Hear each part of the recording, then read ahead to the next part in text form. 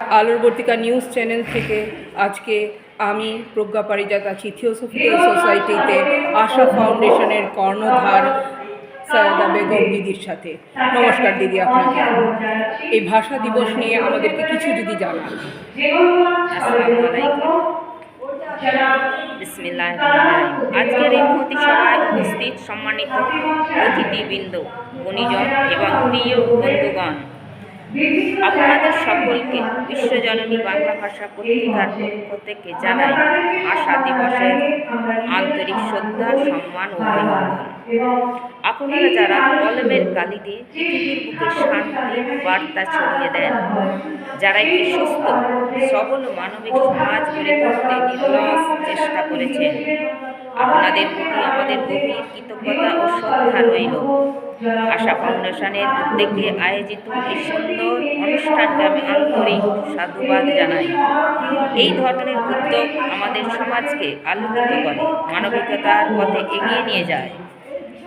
পরিশেষে আপনাদের জানিয়ে রাখতে চাই, বিশ্বজননী বাংলা ভাষা পত্রিকার পক্ষ থেকে আগামী 8ই মার্চ 2026 রবিবার কলকাতার লেকটাউন মানিক্য মঞ্চে আন্তর্জাতিক নারী দিবস উপলক্ষে আমরা আয়োজন করতে চলেছি এক বিশেষ সম্মাননা অনুষ্ঠান, যেখানে 21 শতকের শ্রেষ্ঠ বাঙালি নারী হিসেবে আমরা 100 জন নারীকে সম্মানিত করতে চাই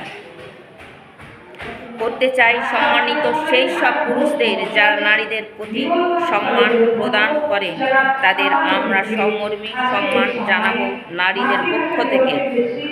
আমি আশা রাখি আপনারা সকলে আমার সঙ্গে থাকবেন, উপস্থিত থেকে মহৎ উদ্যোগকে সফল করবেন এবং নারীদের প্রতি আমাদের সম্মান ও ভালোবাসা প্রকাশ করবেন।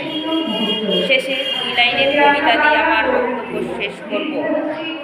কলমে লিখি শান্তির ভাষা, মুছাই যত অন্ধকার, নারী পুরুষে গড়ি সমাজ মানবতার এক আকার।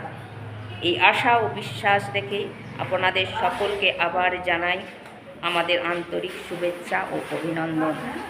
নমস্কার দিদি, আপনাকে অসংখ্য ধন্যবাদ।